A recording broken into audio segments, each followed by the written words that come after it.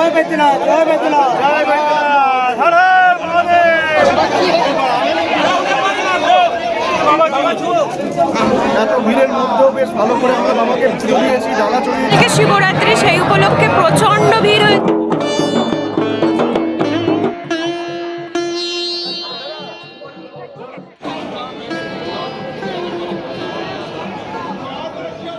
ঝাড়খণ্ডের দেওঘরে অবস্থিত বৈদ্যনাথ ধাম বা বাবাধাম হিন্দু ধর্মাবলম্বীদের কাছে এক পরম পবিত্র আধ্যাত্মিক তীর্থস্থান। এটি ভারতের দ্বাদশ জ্যোতির্লিঙ্গের অন্যতম এবং সতীর 51 পীঠের একটি পীঠ, যাকে ধর্মীয় দিক থেকে অনন্য করে তুলেছে।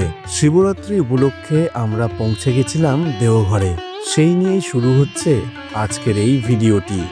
নমস্কার, আপনাদের সকলকে স্বাগত জানাচ্ছি আরও একটা নতুন ভিডিওতে। আমি আর দীপাশ্রী দুজনে মিলে বেরিয়ে পড়েছি দেওঘরের উদ্দেশ্যে।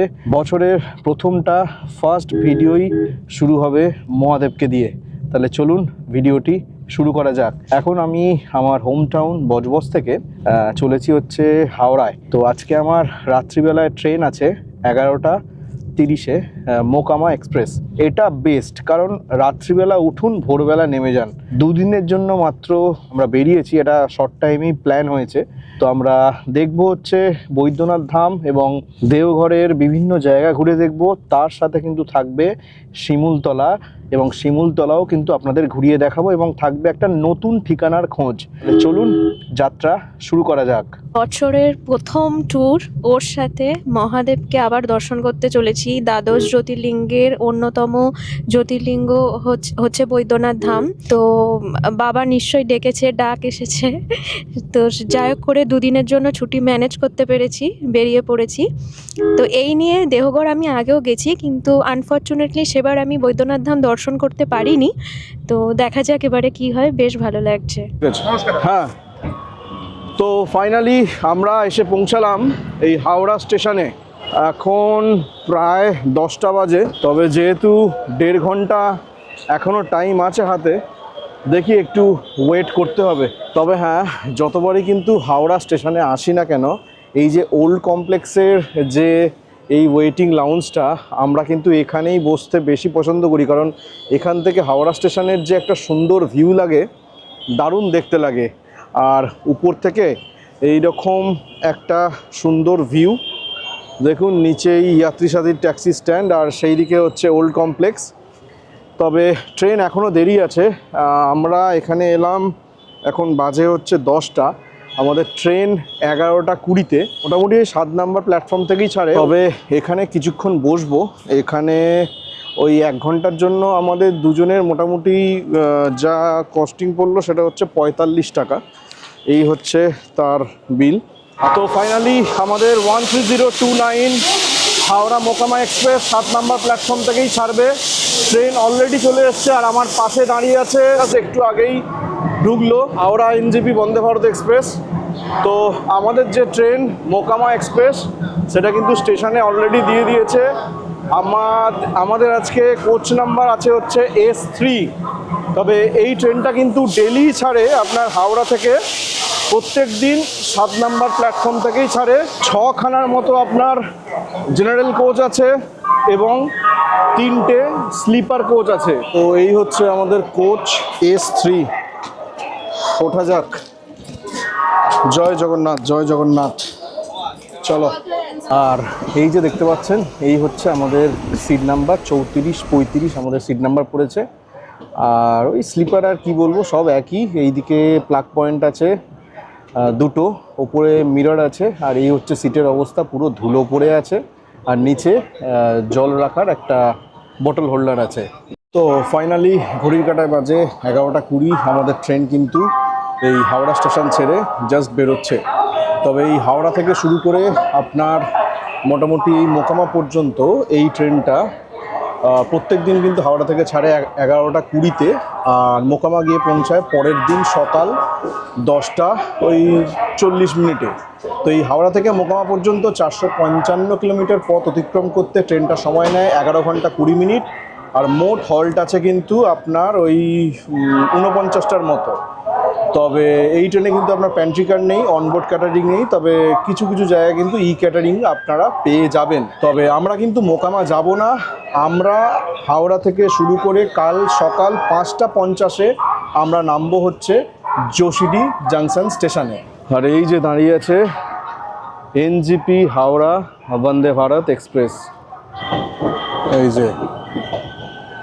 তবে আপনারা যারা ওই মধুপুর বা গিরিডি, শিমুলতলা, দেওঘর এই দিকে যাত্রা করছেন, আমি বলবো এই ট্রেনটাই কিন্তু সব থেকে সেরা ট্রেন, এই মোকামা এক্সপ্রেস। রাত্রিবেলা উঠবেন, একদম সকালবেলা নেমে যাবেন, সব থেকে বেস্ট ট্রেন হচ্ছে এটাই। সকালের জার্নি হলে গেটের ধারেই কেটে যায়, বাট রাতের জার্নি দরজার ধারে বেশিক্ষণ কাটবে না। আর তাছাড়া 10:30 বেজেও গেছে, একটু পরে শুয়ে পড়বো। আর আমাদের যে নিচের যে বার্থ আছে, দেখলাম যে শেওড়াপুলি থেকে ওনাদের বোর্ডিং আছে, ওই যোশীডি পর্যন্তই আছে। এর পরবর্তী হাওড়া থেকে ছেড়ে যাওয়ার পরে পরবর্তী স্টেশন হচ্ছে আপনার শ্রীরামপুর, তারপরে আসবে শেওড়াপুলি। এই হচ্ছে ওয়াশরুম, এখানে বেসিন আর এইদিকে সোপ ডিসপেন্সার আছে। এই হচ্ছে মিরর, ওয়েস্টার্ন টয়লেট আছে, মগ থেকে শুরু করে ছুচুকল সবই আছে। তবে আপাতত পরিষ্কার পরিচ্ছন্ন।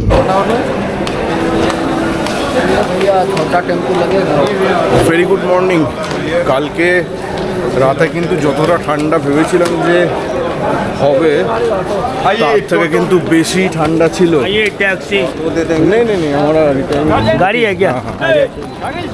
তো তার থেকে কিন্তু বেশ ভালোই ঠান্ডা ছিল। তবে এখন আমরা এই নির্ধারিত টাইমের থেকে 2 মিনিট দেরিতে আর কি এসে পৌঁছালাম যোশীডি জাংশন স্টেশন। এই হচ্ছে যোশীডি জাংশন স্টেশন। আজকে আমাদের এখানেই রিটার্নিং রুম বুক আছে। তবে স্টেশন থেকে বেরিয়ে আপনারা দেওঘর যাওয়ার জন্য কিন্তু এখানে অটো, টোটো সমস্ত কিছু কিন্তু এই চত্বরটার মধ্যে পেয়ে যাবেন। তো এখন আমরা রিটার্নিং রুমে একটু ফ্রেশ হয়ে নিয়ে আজকেই আমরা দর্শন করব বাবার। আপনারা যদি রিটার্নিং রুম বুকিং করে আসেন, তো তাহলে কিন্তু যে পিডিএফ বুকিংয়ের যে পিডিএফ, সেটার কিন্তু 1 কপি জেরক্স নিয়ে আসবেন, নাহলে কিন্তু সমস্যায় পড়তে হতে পারে আমার মতো। আমি তো জেরক্স কিছু নিয়ে আসিনি, ওই পিডিএফটাই নিয়ে এসেছিলাম। তো এই হচ্ছে টিকিট কাউন্টার। টিকিট কাউন্টারের 7 নাম্বার কাউন্টারে যাওয়ার সময় আমাকে বলল যে আমাকে একটা এরকম সাদা কাগজ দিল, সেখানে দিয়ে ওই ট্রানজ্যাকশান আইডি আর রেফারেন্স আইডি এই দুটো লিখতে বলল। তো সেই দুটো লেখার পরে ওই 7 নাম্বার কাউন্টার থেকে একটা স্ট্যাম্প মেরে দিল। এটাকে নিয়ে আবার টিটির যে অফিস স্টেশনের ভেতরে, সেই অফিসে যেতে হলো। সেখান থেকে পিডিএফটা দেখে আরও একটা স্ট্যাম্প মেরে দিল। 2খানা স্ট্যাম্প মেরে দেওয়ার পর তারপর আমাকে চাবি দিল। আর ঠিক এই হচ্ছে যোশীডি স্টেশন। যোশীডি স্টেশনের উল্টো দিকেই এটা হচ্ছে রিটায়ারিং রুম। অনেকটাই প্রায় দেরি হয়ে গেল, ভেবেছিলাম সকাল সকাল আর কি বেরোবো, প্রায় 6:30 বেজেই গেল বলা যায়। কোন রুমের কত ভাড়া এখানে দেওয়া আছে, আর কিভাবে বুকিং করবেন সেটারও প্রসিডিওর এখানে দেওয়া আছে। তো এই হচ্ছে আমার রুম নাম্বার 14, একদম বেসিক। দেখুন এই হচ্ছে রুম, এসি আছে, এসি ওয়েটিং রুম। এখানে চাদর, কম্বল টম্বল সমস্ত কিছু দিয়ে গেছে। এদিকে ওয়ার্ড্রপ আছে, এই হচ্ছে মিরর, আর এখানে ডাস্টবিন আছে, চেয়ার আছে, একদম বেসিক একটা। এই হচ্ছে ওয়াশরুম, গিজার থেকে শুরু করে সমস্ত কিছু আছে। যাক, চানটা হয়ে যাবে। তো ফাইনালি আমরা রেডি হয়ে গেছি। আমাদের যিনি পণ্ডিতজি আছেন ওনাকে ফোন করলাম, কাল ওনাকে ফোন করেছিলাম, উনি বলেছিলেন যে আসার আগে একটু ফোন করে নিতে। তো ওনাকে ফোন করতে উনি বললেন যে একটা টোটো নিয়ে মন্দিরের পশ্চিম দরজায় যে প্যারাগলি আছে সেইখানে চলে আসতে। তবে আজকে কিছুটা হলেও কিন্তু মানে লাইন কম আছে। তো সেক্ষেত্রে আমরা এখন এখান থেকে যাব হচ্ছে বাবার দর্শন করতে, তারপরে কিন্তু ঘুরে দেখব এই দেওঘরের বিভিন্ন জায়গা। তো ফাইনালি স্টেশনের বাইরে থেকে, এই হচ্ছে স্টেশনের বাইরে থেকেই এখান থেকে আমরা একটা টোটো নিয়ে নিলাম। তবে এখান থেকে টোটো আমাদের যে বলল ওই পণ্ডিতজি যে প্যারাগলি যেতে, এখান থেকে টোটো ভাড়া হচ্ছে 150 টাকা। আর আপনারা যদি ওই ঘণ্টাঘর যেখানে, সেই ঘণ্টাঘর যদি যান, সেটার ভাড়া কিন্তু মানে যদি শেয়ারে এই অটো করে যান, তাহলে তার ভাড়া কিন্তু 20 টাকা করে জনপ্রতি। আমরা একটা টোটোই করে নিলাম। কারণ এখান থেকে কিন্তু মন্দিরের দূরত্ব ওই ধরে রাখুন ওই মোটামুটি ধরুন 10 কিলোমিটারের মতো দূরত্ব আছে। সকাল সকাল চারিদিকে কিন্তু কচুরির গন্ধ দারুণ উঠেছে, বাট এখন কিছু করা যাবে না, আগে পুজোটা দিই, তারপরে সমস্ত কিছু পেট পুজো হবে, আগে মহাদেবের পুজো হোক।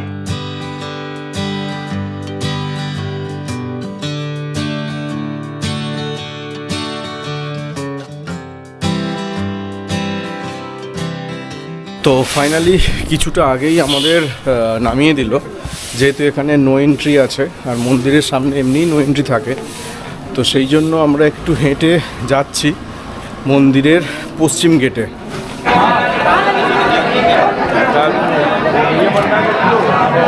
আমরা মন্দিরে এসে পৌঁছালাম, এখন একটু ভিড়, লাইন তো বেশ ভালোই পড়েছে। পণ্ডিতজির সঙ্গে দেখাও হয়ে গেছে, জুতো আমরা খুলে রেখেছি, আর এখন ওনার সঙ্গেই যাচ্ছি। আর এই হচ্ছে বাবার মেন মন্দির। ওম নমঃ শিবায়, ওম নমঃ শিবায়। लक्ष्मी नारायणाभ्यां नमः, उमाभ्यां नमः, सचीपुरन्दराभ्यां नमः। তো ফাইনালি আমরা যে মন্দিরের যে ভিআইপি দর্শন আছে সেই ভিআইপি দর্শনটা নিলাম। এটা নর্মাল দিনে কিন্তু এই ভিআইপি দর্শনটা থাকে হচ্ছে 300 টাকার, তবে আজকের জন্য এটা করে দিয়েছে আজ আর কাল আমাদের থেকে 600 টাকা করে নিল। 600 টাকা করে নিয়ে দুখানা কার্ড দিয়েছে, ওই কার্ড নিয়ে ভেতরে ঢুকতে হবে।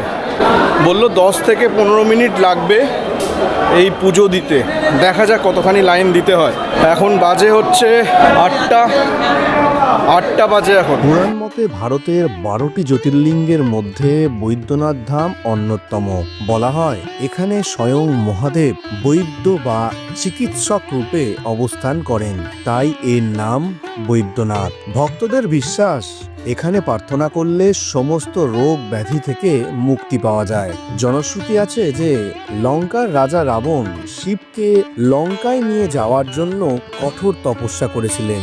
মহাদেব রাজি হয়ে একটি লিঙ্গ দিলেও শর্ত দেন যে লঙ্কায় পৌঁছানোর আগে এটি কোথাও মাটিতে রাখা যাবে না। কিন্তু যাত্রাপথে পরিস্থিতির চাপে রাবণ লিঙ্গটি দেহগড়ের মাটিতে রাখতে বাধ্য হন এবং সেটি সেখানেই স্থাপিত হয়ে যায়। প্রতি বছর শ্রাবণ মাসে এখানে বিশ্বের দীর্ঘতম ধর্মীয় মেলা বসে। বিহারের সুলতানগঞ্জ থেকে গঙ্গার পবিত্র জল কাঁধে নিয়ে প্রায় 105 কিলোমিটার পথ হেঁটে ভক্তরা দেহঘরে আসেন মহাদেবকে জল অর্পণ করতে।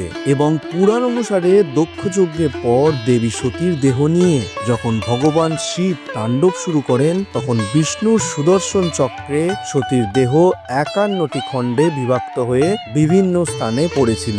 দেহঘরের এই স্থানে সতীর হৃদয় পড়েছিল বলে বিশ্বাস করা হয়, এই কারণে একে হৃদয়পীঠ বলা হয়। তো একটা সময়ের পরে কিন্তু এই যে ভিআইপি লাইন আর জেনারেল লাইন দুটো কিন্তু একসাথে মিলে যাবে। দেখা যাক কত তাড়াতাড়ি বাবার দর্শন পেতে পারি। তো এখান থেকে এসে কিন্তু জেনারেল লাইন আর ভিআইপি লাইন এক হয়ে গেল। তো ফাইনালি আমরা কোনো ক্রমে গর্ভকে ঢুকতে পেরেছি। ইনি আমাদের পণ্ডিতজি শ্যামজি, ওনার নাম্বারটা দিয়ে দেবো। যথেষ্ট ভালো করে আমরা লাইনে বেশিক্ষণ দাঁড়াতে হয়নি এবং মন্দিরের এক কোণে আমরা দাঁড়িয়ে আছি। বাবা এই ভিড়টা খালি হলেই আমরা দর্শন করবো বাবা। জয় বৈদ্যনাথ, জয় বৈদ্যনাথ, জয় বৈদ্যনাথ, হর হর মহাদেব।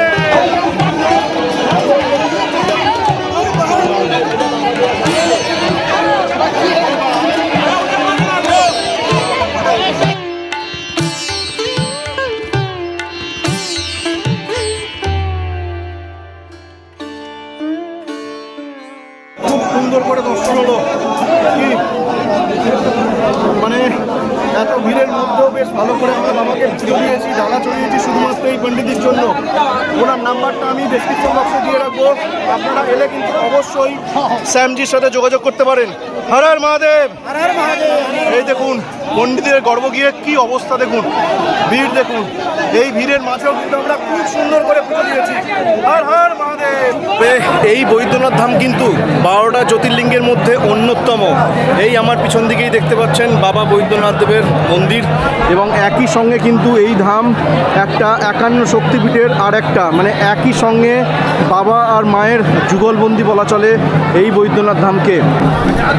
এই বৈদ্যনাথ ধামে কিন্তু মাতা মানে মায়ের হৃদয় পড়েছিল, তো সেই কারণে কিন্তু একে হৃদয় ধামও বলা হয়ে থাকে। এই পুরো মন্দির চত্বরে কিন্তু মোট 22খানার মতো মন্দির আছে। খুব ভালোভাবে পুজো দিলাম। আমাদের সঙ্গে যিনি ছিলেন শ্যামজি, উনি আমাদেরকে একদম যত্ন সহকারে পুরো আমাদেরকে আটকে রেখে পুরোপুরি শেল্টার দিয়ে ভিতরে নিয়ে গেছিলেন। যেহেতু কালকে শিবরাত্রি, সেই উপলক্ষে প্রচণ্ড ভিড় হয়েছিল। আমরা খুব ভালোভাবে এত ভিড়ের মধ্যে যে এরকমভাবে দর্শন করতে পারবো, এটা স্বয়ং মহাদেবের ইচ্ছা ছাড়া সম্পন্ন হতো না। तो आपका नंबर थोड़ा बता दीजिए।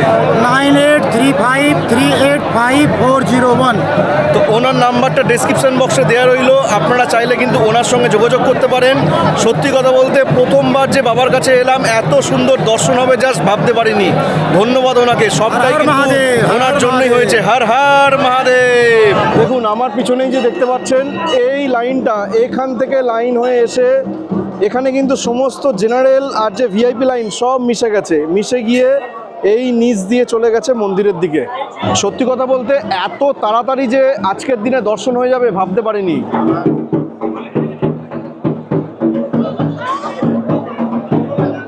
এখন মন্দিরের দুধারে, এইটা হচ্ছে পশ্চিম ধারে যাওয়ার রাস্তা, দুধারে কিন্তু এইরকম প্যারার দোকান আপনারা পেয়ে যাবেন। तो এখান থেকে কিন্তু আপনারা প্যারার ভাव कितना करके केजी है? আচ্ছা, এই হচ্ছে এনাদের দোকান भागीरथी साव। এখানে 400 টাকা কিলো। এটা ये क्या घी का बनता है क्या? खीर लोकल खीर। আচ্ছা, এটা এখানকার লোকাল ক্ষীরের তৈরি হয়। এটার মূল্য হচ্ছে 400 টাকা কেজি। এই বানাচ্ছে। हम लोग के यहाँ दिन भर दुकान में बनते रहता है, बिकते रहता है। তবে এই ভিডিওটা কেমন লাগলো অবশ্যই কিন্তু কমেন্ট করে জানাবেন। ভালো লাগলে অবশ্যই লাইক, কমেন্ট, শেয়ার আর চ্যানেলটাকে সাবস্ক্রাইব করতে ভুলবেন না। সঙ্গে থাকুন, দেখতে থাকুন। The journey begins. যাত্রা চলছে, চলবে। হর হর মহাদেব।